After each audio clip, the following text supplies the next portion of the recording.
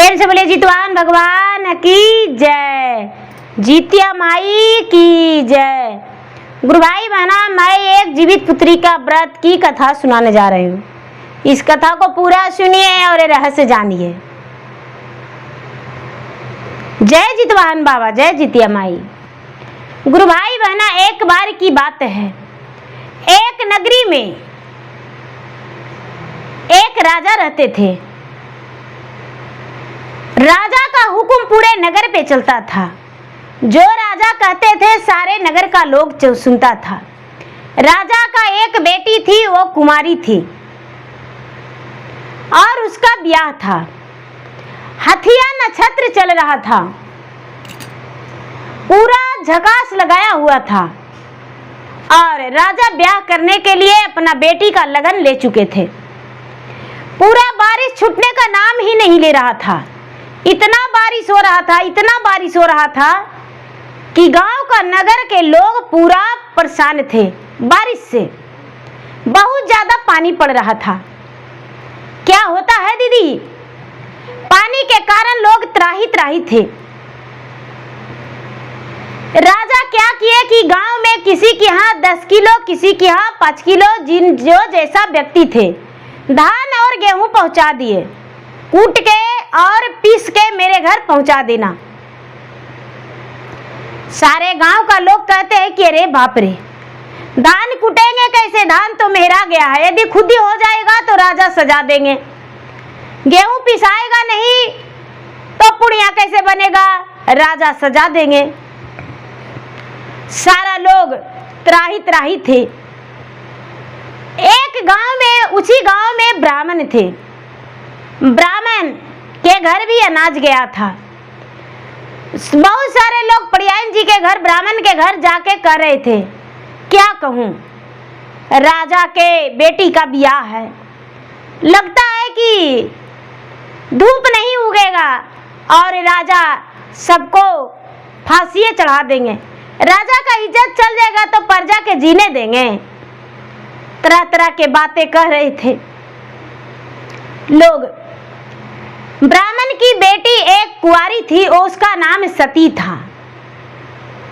सती प्राय पुरुष का कभी भी किसी को नहीं देखी थी, दहलीज अपना नहीं लांगी थी, दरवाजे के अंदर ही रहती थी, चौखट कभी नहीं लांगी थी। भगवान के भक्त थी, सूर्य महाराज के भक्त थी। बिना सूर्य भगवान के एक लोटा जल दिए, पूजा किए, कथा किए, नहीं भोजन करती थी।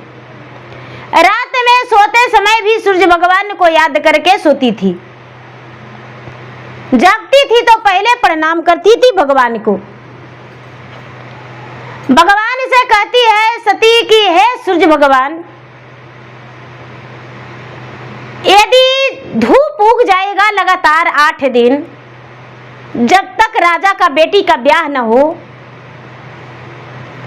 बारात लौट जाएगा, तब तक धूप उगल रहेगा आज से, आपको हम पति स्वीकार लेंगे, आपका जीवन साथी बन जाएंगे, हम आपसे ब्याह करेंगे, आपका जीवन संगनी बनेंगे और आपके साथ पूरा रात बिताएंगे। सूर्य भगवान इसका बात को स्वीकार कर लिए। दिन में पूरा टनाटन रौदा उग गया। रौदा उग गया, सारा लोग खुश हो गए और कहने लगे कि अरे रौदा उग गया, गेहूं सुखाओ, धान सुखाओ। सब लोग किया, सब लोग कूट पीस के रेडी कर लिया। राजा के यहाँ बारात आ गया, राजा का बेटी का ब्याह हो गया, बारात लौट गया। सूर्य भगवान अपना वचन पूरा किए, वादा पूरा किए और रात्रि में आने का तैयारी किए। सती जानती थी कि सूर्यदेव जरूर मेरे घर आएंगे। सती क्या की कि चारों कोना पूरा फूल छितरा दी और एक जो केला होता है, केला दीदी, केला का कंद काट के और उसे चुंदर ओढ़ा के बिस्तर पे, पलंग पे छोड़ दी फूल छितरा के। जब सूर्य देव रात्रि में आए, आधी रात में तो दरवाजा खुला था सती का। सती के कमरा में गए। सती गाय गौशाला में छुपी हुई थी। देखिए दीदी, जिउतिया व्रत जो है गाय गौशाला में तोड़ी जाती है। गाय गौशाला में भगवान जो हैं प्रवेश करते हैं। भगवान का स्थान गाय गौशाला में होता है। लक्ष्मी माता का वास होती है गाय गौशाला में। जिनका गाय गौशाला नहीं है तो आंगन में तोड़ लेंगे। तुलसी जहाँ पूजा करते हैं तुलसी का, वहाँ तोड़ लेंगे। किसी जगह पे अच्छे शुद्ध जगह पे बैठ के तोड़ेंगे। चौकी पे और खटिया पे बैठ के व्रत नहीं तोड़ी जाती है। तो क्या होता है दीदी, गाय गौशाला में छुपी हुई है सती। सूर्य भगवान आए, सती सती सती सती सती पूरा शोर मचाए। चुपचाप सती गौशाले में छुप के बैठी रही और सोचती है कि आज मेरा धर्मनाश हो जाएगा, आज मेरा धर्मनाश हो जाएगा, इसलिए हम गौशाले में छुपे रहेंगे। और सती गौशाला में छुपी रही।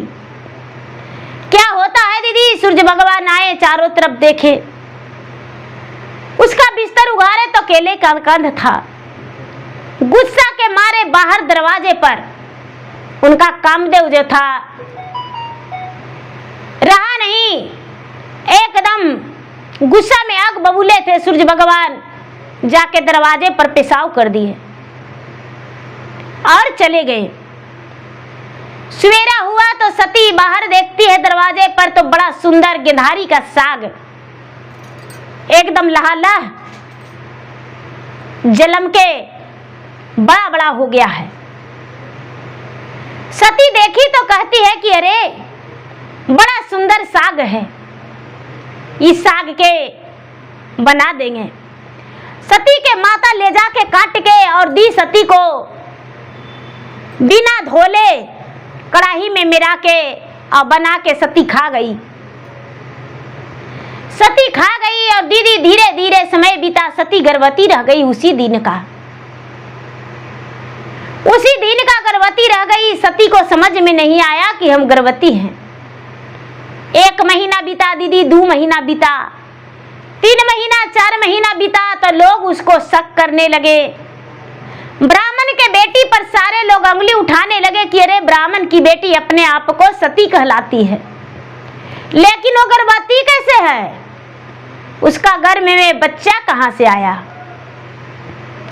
सारा लोग उस पे उंगली उठाने लगे दीदी।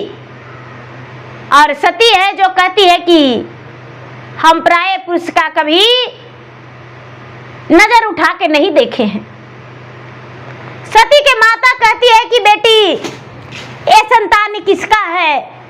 सती बोली, माता जब मेरा पुत्र जन्म लेगा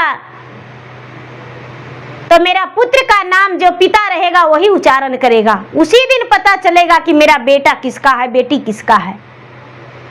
क्या बताऊं माँ, बस इतना ही मैं जानती हूँ कि कोई प्राय पुरुष का मैं नहीं देखा हूँ नजर उठा के। गांव वाले पंचायत लगाए दीदी। पंचायत में ब्राह्मण को सर नीचा हो गया और इसे जात भात से ब्राह्मण को छाट दिए।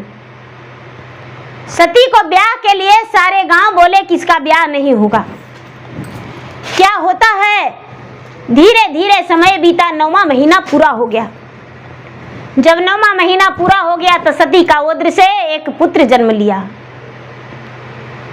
बड़ा सुंदर ऊंचे लीलार वाला।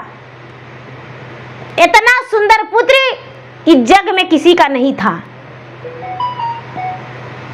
धीरे धीरे समय बीतने लगा। सती अपना बच्चा को पालन करने लगी।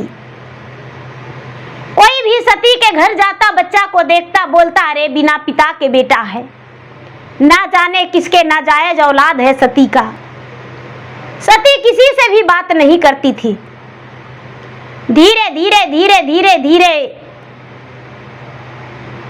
जो सती का बेटा है वो 12 साल का हो गया। जब 12 साल के हो गया तो सब खेलने लगा, तो कहता है कि माँ हम खेलने जाएंगे।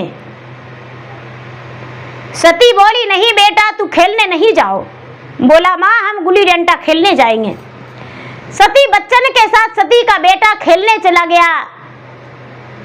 और एक पोखरा था। पोखरा पे माता दुर्गा का मंदिर था, भोलेनाथ का मंदिर था, पीपल का वृक्ष था, खूब सुंदर और सुहाना। सारे बच्चे गुल्ली डंडा खेल रहा था। सती का बेटा भी जाके खेला।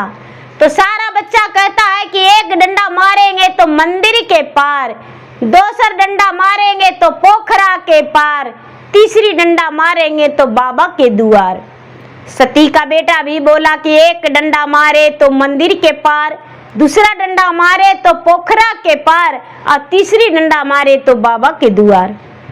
लड़का बोला सबके रे, तुम्हारा पिता का ठिकाना है? तुम्हारा कोई बाप है? आज तक तुम्हारा नाम है कुछ? बताओ। जे तू एक डंडा मारेगा तो मंदिर के पार, और दूसरा मारेगा तो पोखरा के पार, और तीसरा मार दिया तो बाबा के द्वार। अरे तुम्हारा पिता कौन है? गुस्सा में सती के बेटा बोला, अरे ऐसा बात नहीं है। बोला ऐसा ही है, अपने माँ से जाके पूछो मेरा पिता का नाम क्या है, तब पता चलेगा। सती का बेटा जाके माँ से अपने बोला, माँ मेरा पिता का नाम क्या है, मैं किसका बेटा हूं, और आज तक तूने मेरा नाम क्यों नहीं रखी हो?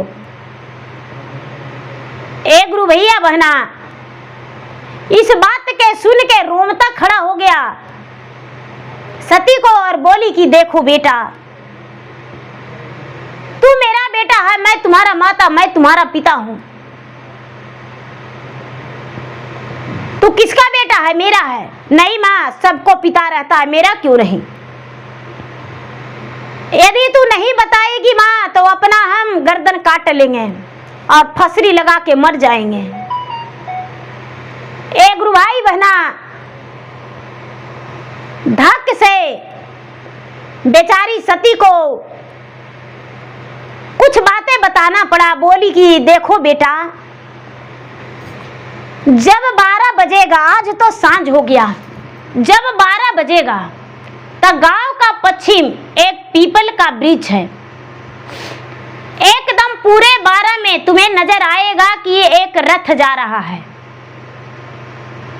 और तुम में शक्ति होगा तो रथ को रोक लेना, और जब तुम रथ रोक लेगा तब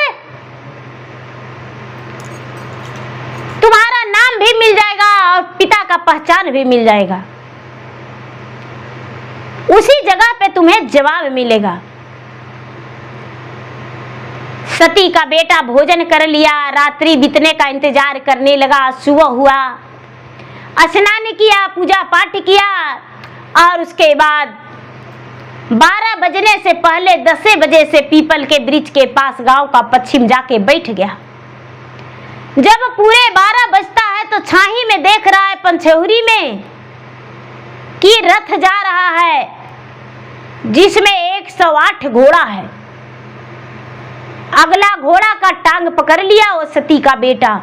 रथ रुक गया, रथ रुक गया। सूर्यदेव कहते हैं कि अरे तू कौन हो और तू क्यों मेरा रथ रोक लिया? सती का बेटा बोला, महाराज यही तो पता नहीं है कि मैं कौन हूं। मेरा माता का नाम सती है, लेकिन पिता का नाम को मुझे पता ही नहीं है। ऐसा तो हाँ, अरे हम श्राप दे देंगे जो तू जल के भस्म हो जाएगा।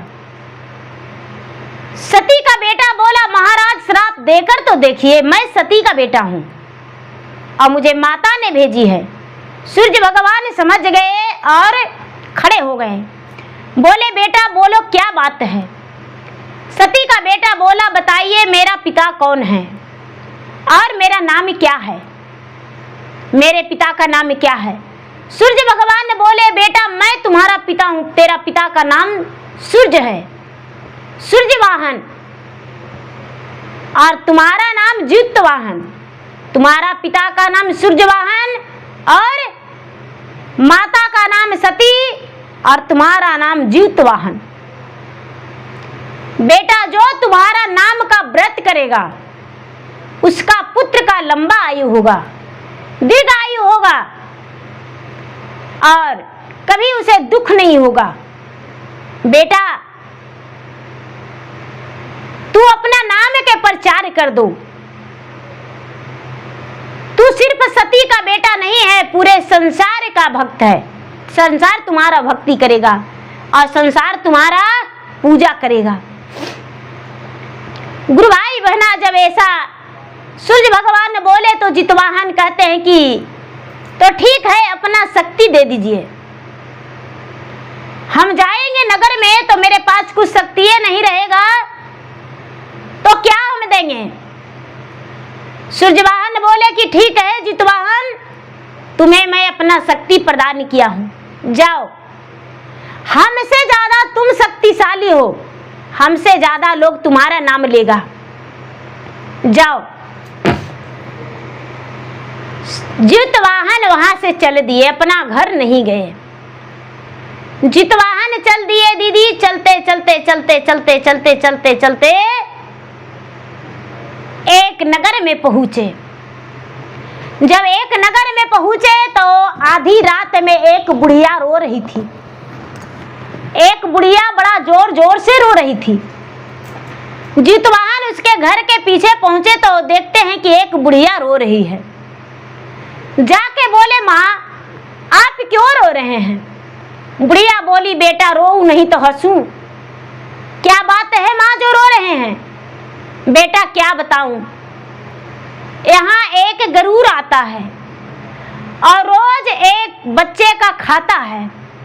मेरा 7 पुत्र को खा गया है, 8वां पुत्र को भी खा जाएगा। कल मेरा बच्चा सुबह सुबह आज गौना कराने गया है, कल सुबह गौना करा के आएगा और रात्रि में गरुड़ उसे खा जाएगा। जितवाहन बोले, माँ हम तुम्हारा पुत्र को बचा लेंगे, रो मत। बोले ऐसा तो हाँ। गुरु भाई बहना, सवेरा हुआ, जितवाहन इधर उधर घूमते रह गए। बेटा गौना करा के आ गया। रात्रि हुआ तो जितवाहन जाकर बोले कि देखिए आपका बेटा को हम बचा लेंगे, आप रोइए मत। रात्रि कहते हैं कि कहाँ खाता है गरुड़ और कैसे ले जाकर दिया जाता है? बोले बुढ़िया कि देखिए बेटा, लाल कपड़ा में लिपट के और पहाड़ी पे धर देते हैं और गरुड़ आता है उठाकर ले जाता है, नोच नोच के खाता है।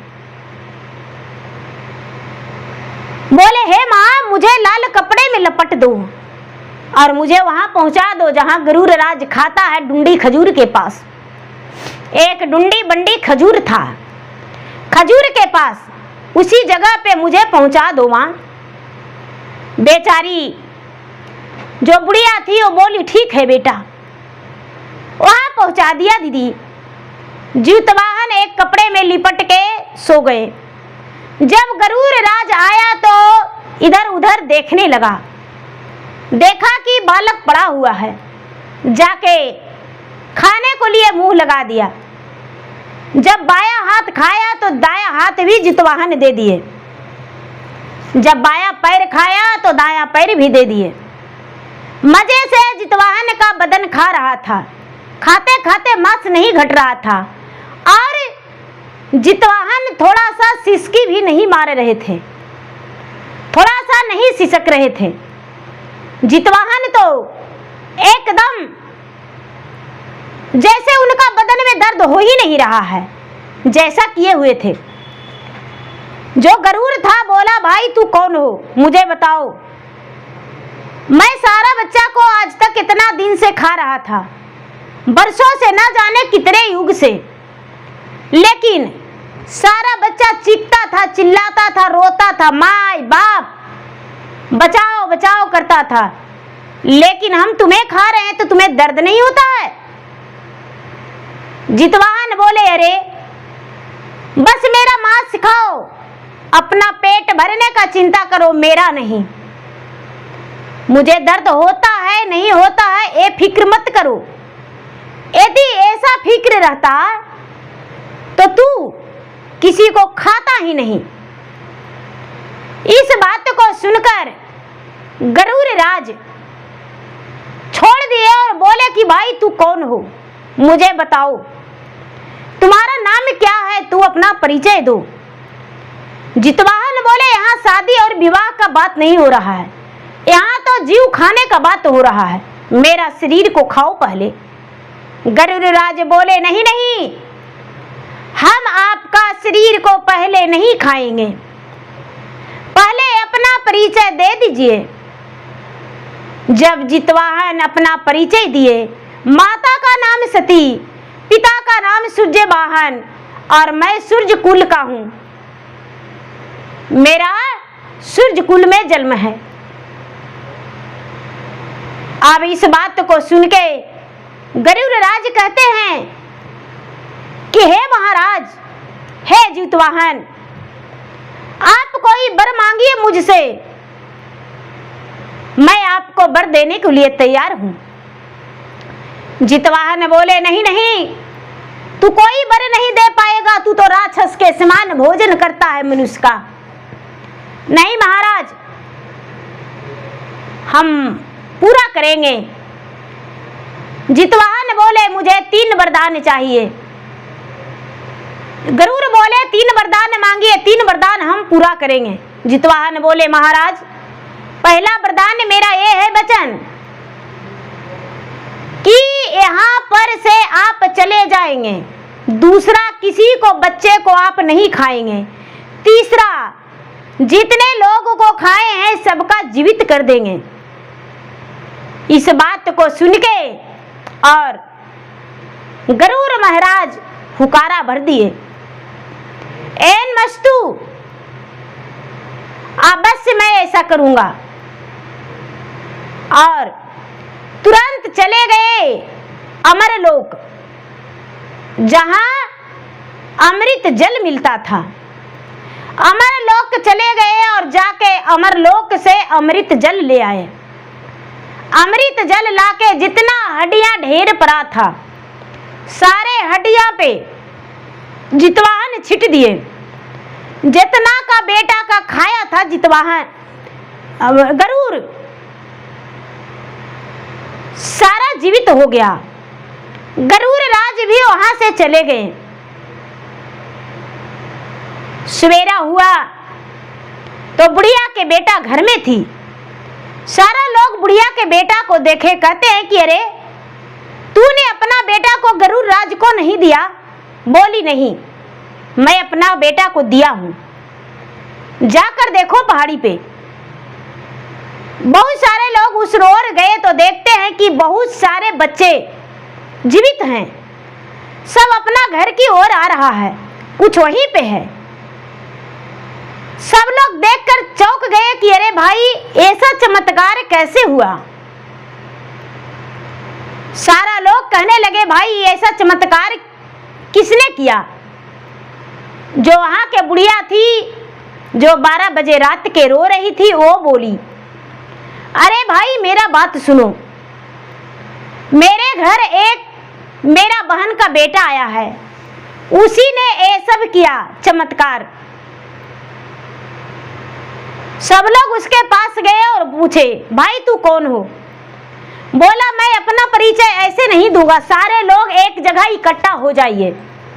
सारा लोग एक जगह इकट्ठा हो गए, पूरे गांव नगर का लोग जब इकट्ठा हो गए तो क्या होता है दीदी, सबको बताए जितवाहन कि मेरा नाम जितवाहन है, पिता का नाम सूर्यवाहन, माता का नाम सती और मैं सूर्य कुल का हूं।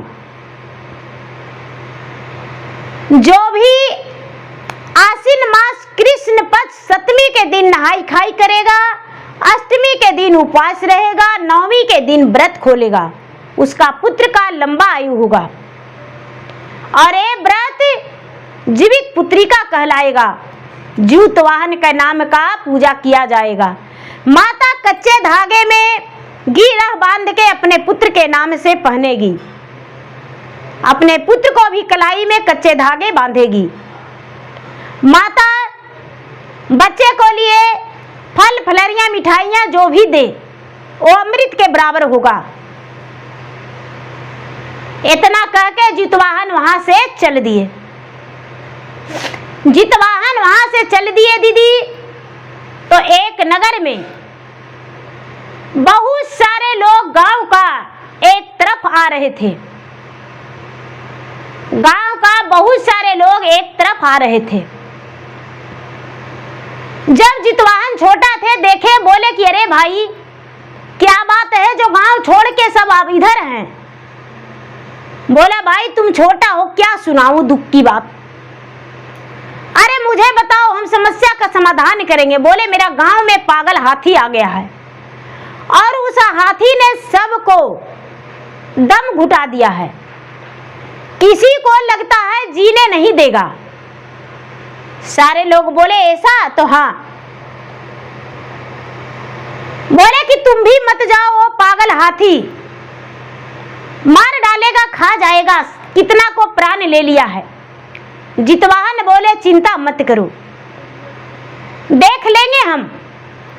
गांव का लोग गांव में मत जाओ, एक तरफ कहीं पे बैठ जाओ, जहां पे पागल हाथी होगा वहीं पे मैं जाऊंगा और हाथी के पास हाथी को संभाल लूंगा। क्या होता है दीदी, जितवाहन हाथी के पास गए। सूर्य भगवान को कहते हैं कि पिताजी आप बोले थे तुम्हारा हर समय पे हर मुसीबत में तुम्हारा काम देंगे और खड़े हो जाएंगे। इस वक्त मेरा शक्ति दिखाने का समय आ गया है। एक हाथी है जो पूरे गांव का तबाह करके रख दिया है, इसके साथ क्या करना चाहिए। सूर्य देव बोले जो विनाशनी होता है उसे नाश किया जाता है, उसको नाश करने से भी, मृत्यु दंड देने से भी हत्या नहीं लगता है। वो तो कोई लायक नहीं है, बूढ़े हाथी है और वो पागल हो गया है, उसको मारना बहुत जरूरी है। लो तुम्हारे पास 3 लड्डू गिराते हैं। सूर्य भगवान ने 3 लड्डू दिए, 3 लड्डू शक्ति से दिए। जितवाहन 3 लड्डू हाथ में ले लिए और हाथ में लेकर रख लिए। क्या होता है दीदी, एक लड्डू फेंक दिए हाथी के पास, हाथी खा गया। हाथी जब खा गया तो उसका दिमाग शांत हो गया, जमीन पे गिर गया। दूसरा लड्डू जब दिए तो हाथी मुड़ी पटक दिया। तीसरा लड्डू दिए तो हाथी मर गया। कुछ लोग देख रहे थे, कहने लगे कि भाई आप कौन हैं? लगता है कि मेरे गांव का, पूरे नगर का जीवन दाता बन के आए थे, साक्षात आप भगवान हैं। बताइए आप कौन है, परिचय दीजिए। जितवाहन बोले हाँ मैं अपना परिचय दूंगा, लेकिन मेरा बात सुनिए। सारा लोग बोले क्या बात है? आप सभी लोग एक जगह इकट्ठा हो जाइए और मेरा बात प्रेम पूर्वक सुनिए। सारे लोग बोले ठीक है, आपका बात मैं सुनने को लिए तैयार हूं, आप जैसा कहेंगे वैसा हम सुनेंगे। बोले ठीक है, आप सुनाइए। क्या होता है दीदी, सारे नगर का लोग एक जगह इकट्ठा हो गए। वहां पर उस नगर का राजा भी थे, उस नगर का राजा भी थे प्रकट। सब लोग बोले बताइए क्या बात है और आप किस कुल से बिलोंग करते हैं? जितवाहन बोले मैं सूर्यपुत्र सूर्यवाहन का पुत्र हूँ, मेरा पिता का नाम सूर्यवाहन है, मेरा नाम जितवाहन है, मेरे माता का नाम सती है और मैं यहाँ लोगों का कुछ बताने आया हूँ। सारे लोग बोले महाराज आप जैसा कहेंगे वैसा हम करेंगे। जितवाहन बोले आश्विन मास कृष्ण पक्ष सप्तमी के दिन नहाई खाई करना है, अष्टमी के दिन उपवास रहना है, जो महापर्व होता है। अष्टमी के तिथि के दिन अष्टमी दिन से बड़ा कोई दिन नहीं होता है पूरे मास में। अष्टमी तिथि का दिन महाव्रत किया जाता है। जो 12 अष्टमी साल का करता है उसे कभी कोई दुख दर्द नहीं होता है, जो मन का इच्छा होता है वो पूरा होता है। तो अष्टमी व्रत करना है और नवमी तिथि का पारण करना है। जो इस व्रत में निराहार निराजल रहना है। कोई भी माता एक अन्न जल ग्रहण नहीं करेगी। और इस बात व्रत का नाम जीवित पुत्रिका रहेगा। सारी माता बोली, जितना जो थे सब लोग बोले कि ठीक है, इस व्रत को अवश्य करेंगे। जितवाहन ये भी बोले कि भाई और बताते हैं, जितने लोग मिलेंगे सबको बताते जाइए ये व्रत करने के लिए।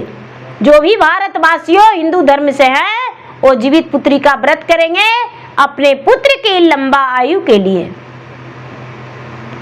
सभी लोग हाँ हाँ किए और जितवाहन बाबा की जय ऐसा करके जयकारी मनाए। अब क्या होता है दीदी, जितवाहन वहां से चल दिए। जितवाहन वहां से चल दिए। चलते चलते चलते चलते चलते चलते एक नगर में पहुंचे। जितना बुल रहे थे उतना प्रचार कर रहे थे। एक नगर में पहुंचे तो रात्रि का समय था। एक बुढ़िया रो रही थी जार में जार। बुढ़िया के दरवाजे पर गए। जितवाहन कहते हैं कि अरे कौन रो रहा है, आखिर क्या बात है जो रो रहा है, क्या कारण है सो इतना जार बेजार रो रहा है। जितवाहन बुढ़िया के दरवाजे पर जा पहुंचे। बोले कि क्या बात है बुढ़िया, क्यों रो रही हो। बुढ़िया बोली, क्या कहूं, क्या तू मेरा दुख हरण कर लेगा। बोले हाँ, हम तुम्हारा दुख हरण कर लेंगे, क्या बात है बताओ। बोली कि राजा का एक बेटी है, ना जाने उसका पेट से क्या निकलता है, या कि राजा की बेटी ही राक्षिनी है। जो उसके साथ एक रात बिता लेगा उसको राजा आधा राज आधा पाट और घर का दामाद बना लेगा। लेकिन राजा के बेटी के साथ कोई भी एक रात नहीं बिता पाता है। ना जाने उसके पेट से अजगर निकलता है, बाघ निकलता है, या राजा की बेटी निकल जाती है, उसको वो जिंदा नहीं रहता है। बोले बस इतनी छोटी बात। बुढ़िया बोली, मेरा बेटा कपारा है, मेरा बेटा एक ही बच रहा है, 7 का तो खत्म हो गया। एक लड़का रोज राजा के बेटी के साथ सोता है और सुबह में वो मर जाता है। जितवाहन बोले, चिंता मत करो, चिंता मत करो माता, अपने बेटा को अपना कोरा में सुला लेना। बुढ़िया बोली, क्या बताऊं, मेरा बेटा जो है नई नवेली दुल्हन के साथ है, गौना करवा के आया है, सप्ताह भी नहीं बीता है। जितवाहन बोले, तो ठीक है, अपना बेटा को अपने पास रखना। शाम हुआ तो बुढ़िया के बोले, देखो एक केले का कंध ला दो, पेड़। बुढ़िया बोली, ओ किस लिए, तो ला दो। बुढ़िया एक केले का वृक्ष ला दी। जितवाहन बड़े प्रेम से उसको काट दिए और काट के और उसका जोड़ा पहना दिए बुढ़िया का बेटा वाला। बुढ़िया का बेटा वाला उसको जोड़ा पहना दिए और जोड़ा पहना के और दूल्हा बना दिए और राजा के बेटी के पलंग पे सुला दिए और चादर उड़ा दिए और खिड़की के द्वारे जितवाहन निकल गए। राजा की बेटी गई पलंग पे सो गई। जितवाहन खिड़की से फिर प्रवेश कर गए एक तलवार लेकर और एक कोना में छुप गए। जब आधी रात हुआ तो राजा की बेटी का पेट से एक विषैला नाग निकला और जो केले का वृक्ष था उसमें रेशा था, रेशा होता है, उसे कपड़ा नोच के और उसमें डांसने लगा और दांत में उसका रेशा फंस गया और नाग अपना तड़प तड़प के मर गया। जितवाहन खिड़की के द्वारे निकल गए। बुढ़िया के पास जाके कहते हैं कि बुढ़िया, तुम इनाम लेने लायक हकदार बन गई हो। बुढ़िया बोली, कैसा इनाम? अरे तुम्हें मिल जाएगा संदेशा। एक गुरु भाई बहना, सुबह हुआ तो बुढ़िया अपना बेटा को लेकर पहुंच गई राजा के पास। राजा के पास पहुंची, राजा साहब अपना बेटी के बुलाइए, मेरा बेटा जिंदा है। राजा कहते हैं कि पहले अपना बेटी को बुलाएंगे। ठीक है, राजा बुलाए। बेटी, क्या तुम्हारे साथ कोई पुरुष सोया था? हाँ पिताजी, सोया है। वो जो लड़का है, बुढ़िया है, वो बोली कि भाई जाके अपना बेटी का कमरा में देखिए। कमरा में जब देखते हैं तो राजा का बेटी का कमरा में एक विषैला नाग पड़ा है, मरा पड़ा है। और राजा के बेटी का बिस्तर पे एक केले का कंद था, पेड़, वहीं पर सोया हुआ था। कहते हैं कि भाई अब तो मैं वचन से हार गया हूं, मेरा बेटी के साथ विवाह तुम्हारा बेटा का होगा। बुढ़िया रोवन धोवन करने लगी और कहती है कि नहीं नहीं, हम अपना बेटा के विवाह आपके बेटी के साथ नहीं करेंगे, इसका हकदार हम नहीं हैं। राजा बोले, कौन है? ए राजा साहब, मेरे घर एगो बहन के बेटा आया है, वही है। राजा बोले, ठीक है, अपना बहन के बेटा के बुलवाओ और उससे हम पूछेंगे। एक गुरु भाई बहना राजा के राजमहल के द्वार पे जितवाहन गए और बोले कि देखिए, ऐसे पता हम नहीं बताएंगे, पूरे राज का नगर का लोग इकट्ठा हुई। राजा ढोल बजवा के पूरा नगर का लोग का इकट्ठा करवाए। सब लोग आए, सब लोग के सामने जितवाहन बोले, मेरा नाम जितवाहन है, मैं सूर्य का पुत्र हूँ, सूर्य कौल का हूँ, और मेरा माता का नाम सती है। और पूरे लोगों को कह रहे हैं कि जो भी मेरा नाम का व्रत करेगा, आश्विन मास कृष्ण पश्चिमी के दिन, कृष्ण पक्ष सप्तमी के दिन नहाय खाए, अष्टमी के दिन उपवास, नवमी तिथि के दिन पारण करेगा, निराहार निराजल इस व्रत को करना चाहिए। जो माता मेरा व्रत को रखेगी, निसंतान रहेगी, वो संतान वाली कहलाएगी। जो पुत्रवान रहेगी, उसका पुत्र का लंबा आयु होगा और धन्य धान्य से घर भर जाएगा। लक्ष्मी माता का प्रवेश होगा घर में, कोई प्रकार का कोई दुख नहीं होगा। राजा इस बात को स्वीकार किए और पूरे नगर में ढोल बजवा के इस बात को फैला दिए। जितवाहन बुढ़िया के बेटा से राजा का बेटी को ब्याह करवा दिए। बुढ़िया एकदम गरीब और निर्धन थी, उसके घर में कोई धन संपत्ति नहीं था, वो धनवान हो गई और उसका घर खुशियां से भर गया।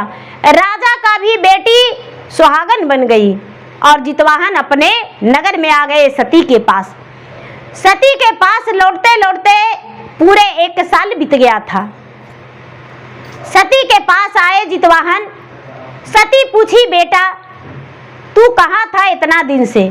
सारी बात जितवाहन बताए और नगर में सबको लोग को घुर घुर के बताए, मैं सूर्य का पुत्र हूँ और मेरा माता का नाम सती और मेरे पिता का नाम सूर्य है, मेरा नाम जितवाहन है, मैं कोई नाजायज नहीं हूँ, मेरा माँ सती है और सच में मेरा माँ जो है प्राय पुरुष का कभी नजर उठाकर नहीं देखी है। सारा लोग के व्रत के बारे में जितवाहन भगवान बताए और इस व्रत को सारा लोग स्वीकार किए। उसी दिन से पूरे नगर में सब लोग व्रत करने लगे और जितवाहन का पूजा होने लगा। तो देखिए गुरु भाई बहना, यदि मेरा वीडियो अच्छा लगता है तो मेरा वीडियो को लाइक करें, शेयर करें। चैनल पे यदि नए हैं तो चैनल का सब्सक्राइब करें, बेल आइकन घंटी को दबाएं, जो कि मेरा वीडियो का नोटिफिकेशन सबसे पहले आपके पास जाए, आप मेरा वीडियो सुन सके। कमेंट बॉक्स में हर हर महादेव, जय जितवाहन बाबा, जय जितिया माई जरूर लिखें। धन्यवाद।